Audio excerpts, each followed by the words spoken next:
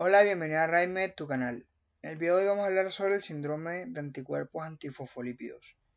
Esta es una trombofilia adquirida y sistémica de origen autoinmune. Es una patología autoinmune que se va a caracterizar por la predisposición o la formación de trombos a repetición en los pacientes, que las manifestaciones clínicas van a variar de acuerdo a donde se den la formación de dichos trombos. Se presentan de 17 a 50 casos por cada 100.000 personas por año. Es mucho más frecuente en mujeres y puede manifestarse de forma primaria, es decir, desarrollarse en pacientes que no tienen una enfermedad de base, por lo menos una enfermedad autoinmune, o secundario de enfermedades autoinmunes, siendo lo más frecuente la asociación con el lupus eritematoso sistémico, en donde alrededor del 35%, hay literatura que dice hasta el 50% de los pacientes con lupus van a tener anticuerpos antifosfolípidos positivos. Ahora, ¿por qué se da la formación de los trombos? Pues recordemos la triada de Virchow, dada por el éxtasis venoso, la lesión endotelial y la hipercoagulabilidad. Si tengo cualquiera de estos tres componentes en un paciente, pues se aumenta la probabilidad y se predispone la formación de trombos. En el síndrome anticuerpos antifosfolípidos, la hipercoagulabilidad va a estar pues presente. Esto va a permitir y a perpetuar que se desarrolle una trombosis sistémica y a su vez puede llevar a distintas complicaciones obstétricas secundarias a la misma trombosis y al evento inflamatorio que está llevándose a cabo a nivel sistémico. Ahora, fisiopatológicamente, ¿qué sucede? Se tiene la hipótesis de que puede haber cierta predisposición genética, sin embargo no se ha identificado algo puntual, algún gen o algo por el estilo que pues me predisponga a la formación de este síndrome. Sin embargo, sí se tiene bien caracterizado de que si el paciente cumple con alguna de estas noxas, puede desarrollarlo. Como serán las infecciones, sobre todo si son infecciones severas, cirugías mayores, suspensión de tratamiento con anticoagulantes y enfermedades autoinmunes de base, siendo lo más frecuente el lupus. Si el paciente tiene cualquiera de estos, va a haber un aumento en la apoptosis de las células endoteliales y a su vez esa apoptosis va a permitir la liberación y exposición de fosfolípidos. Recordemos que los fosfolípidos hacen parte fundamental de las estructuras de nuestras células, más exactamente las membranas de las mismas. Los fosfolípidos que se liberan son las cardiolipinas, fosfatidilcerina y la fosfocolina sobre todo. ¿Qué pasa? Que nosotros tenemos una glicoproteína y beta 2 a nivel sistémico que genera distintas funciones. Pero en este contexto es importante ya que esta glicoproteína tiene una afinidad bastante fuerte hacia los fosfolípidos. Y al haber una exposición tan grande de fosfolípidos, pues se da la unión de estos dos componentes. Cuando esta unión se perpetúa, se da la formación de neoantígenos. Se da la formación de algo que no teníamos en nuestro cuerpo. Algo que el organismo lo identifica como extraño y va a desencadenar una respuesta inmunitaria para atacar a esos fosfolípidos y a esa glicoproteína. Es por ello de que el síndrome anticuerpo antifosfolípido se cataloga como una enfermedad de origen autoinmune, ya que el cuerpo se ataca a sí mismo. Ahora, una vez que tenemos la unión de la glicoproteína con los fosfolípidos y se identifica como algo extraño, pues se da la liberación de los anticuerpos antifosfolípidos por parte de los linfocitos B, ¿vale? Estos anticuerpos, ¿qué van a hacer? Me van a desencadenar todo un contexto inflamatorio a nivel vascular, me va a aumentar la actividad del complemento, la función de las células inflamatorias como los neutrófilos, monocitos, macrófagos, etc. Es decir, me va a generar una inflamación en general.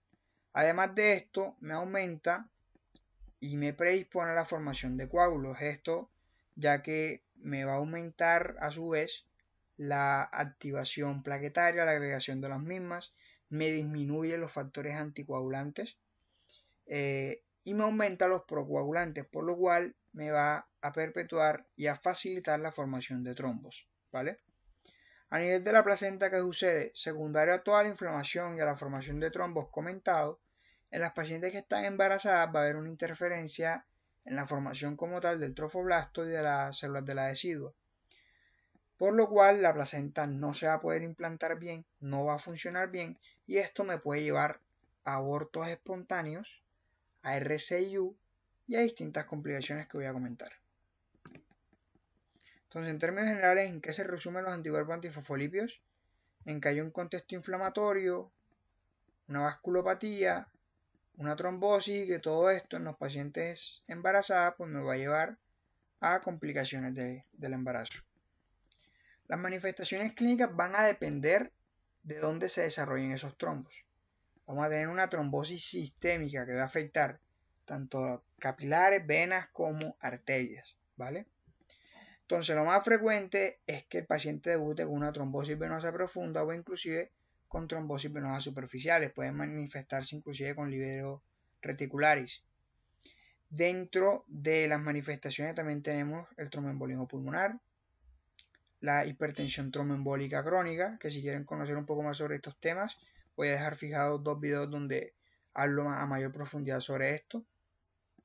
ACV, infarto del miocardio, el síndrome de Budd-Chiari, la endocarditis de Lehmann-Sachs es bastante relevante. Y es que se forman vegetaciones a nivel de las válvulas cardíacas, sobre todo a nivel de la mitral y de la aórtica, pero no son vegetaciones infecciosas. En realidad esas vegetaciones están constituidas por trombos que se generan en los pacientes con anticuerpos antifosfolípidos y también en los pacientes con lupus, es bastante frecuente. Podemos tener una necrosis vascular de los huesos o inclusive glomerulopatías, esto secundario a estenosis o incluso obstrucción de arterias renales, secundario pues a los trombos. Todo esto me puede desarrollar afectación del glomérulo, hipertensión, proteinuria, hematuria, me puede llevar a una insuficiencia renal aguda o incluso dejar al paciente con una insuficiencia renal crónica. Dentro de las manifestaciones obstétricas tenemos pérdidas, abortos, sobre todo si son después de la 10ª semana de gestación. Es muy frecuente que esto se presente. Y se debe sospechar en toda mujer que lleva 2 o 3 abortos seguidos. ¿Vale? Siempre que tengamos esto, una mujer que tenga 2 o 3 abortos seguidos que no pueda quedar en embarazo, debemos descartar el anticuerpo antifosfolípidos como uno de los diagnósticos diferenciales. Secundario a ese compromiso placentario, se puede desarrollar pues, los distintos trastornos hipertensivos del embarazo, como la preeclampsia y complicaciones de la misma, restricción del crecimiento intrauterino o inclusive que tengamos un parto pretérmino. Ahora, debemos sospechar anticuerpos antifosfolípidos cuando tengamos eventos trombóticos a repetición. No es que el paciente me hace una trombosis venosa profunda y yo la voy a sospechar de entrada. No. Si el paciente me está haciendo eventos trombóticos a repetición, ya quizás la segunda o tercera vez, o tiene antecedentes familiares de un síndrome de anticuerpos antifosfolípidos asociado a esto, pues ahí debo sospecharlo. Pero no cuando el paciente tiene un componente comodal, porque pues es bastante improbable que lleguemos al diagnóstico así. En los paraclínicos que podemos encontrar trombocitopenia, anemia hemolítica, sobre todo es frecuente cuando el síndrome anticuerpo antifosfolípido se desarrolla en el contexto de un paciente con lupus. Podemos tener un TPT prolongado y un TP normal. Esto es bastante frecuente, bastante preguntado en exámenes y nos ayuda mucho para llegar al diagnóstico de un síndrome anticuerpo antifosfolípidos.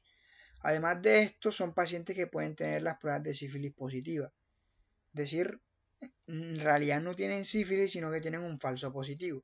Esto secundario a la liberación de las cardiolipinas. Recordemos que estas son pues componentes que se pueden leer y que se identifican sobre todo en las pruebas no treponémicas para sífilis, y que el hecho de que se identifiquen en estos pacientes no significa que tengan sífilis, sino que en realidad tienen un síndrome anticuerpo antifosfolípidos. Con esto hemos terminado el video y espero que les haya gustado. Próximamente estaré subiendo un video donde vamos a evaluar el abordaje, diagnóstico y tratamiento del síndrome antifosfolípido.